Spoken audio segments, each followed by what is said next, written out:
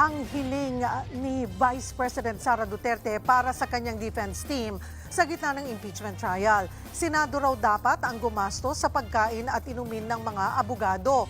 Buwelta naman dyan ng isang kongresista, ano ba talaga ang gusto ng bise? Bloodbath o birthday party? Nagbabalik si Mean Los Baños.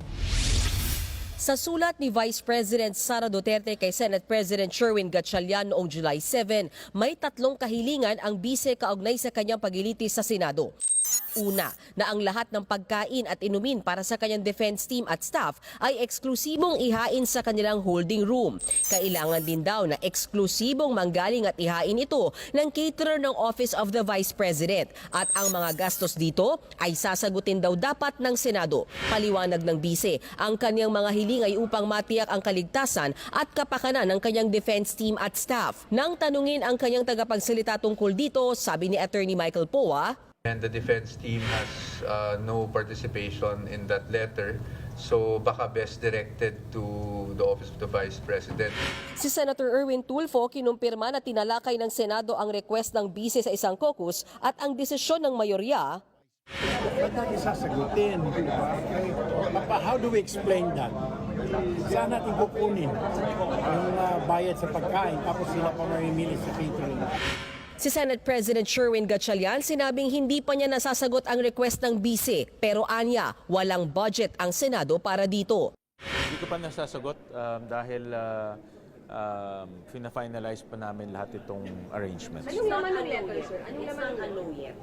O it's a no already? We cannot afford it, in short. Dahil din daw sa impeachment trial ay baka kailanganin ng Senado na mangupahan pa para maisagawa ang budget hearings. Sa ngayon daw kasi, okupado ang maraming committee rooms dahil sa paglilitis. But it's a basic issue of budget. No? Dahil nga hindi kaya ng budget dahil meron tayong ibang gastusin at we have to prioritize of course yung budget hearings.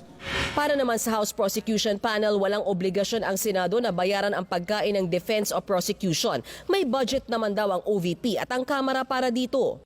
I find it highly improper kasi may opisina rin naman ng ating pangalawang Pangulo and they can actually charge all those expenses to their office. But if it's requesting the judges to provide for the food of the defense,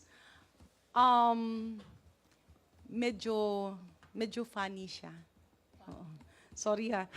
Tila insulto rin daw sa Senado ang hiling ng bise na sinabing para ito sa kaligtasan ng kanyang team. So yung isa lang kasi doon, yung pagdududahan mo ng Senado na baka mamaya belaso yung ipapakain sa mga tao.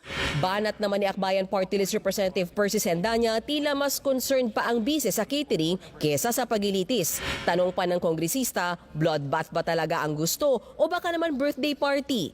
Nagbabalita mula sa Frontline, Mean Los Baños, News 5. Mga kapatid, Cheryl Cosing po. Maging maalam at may pakialam sa mga napapanahong issue at headlines. Mag-follow at mag-subscribe na sa social media pages ng News 5.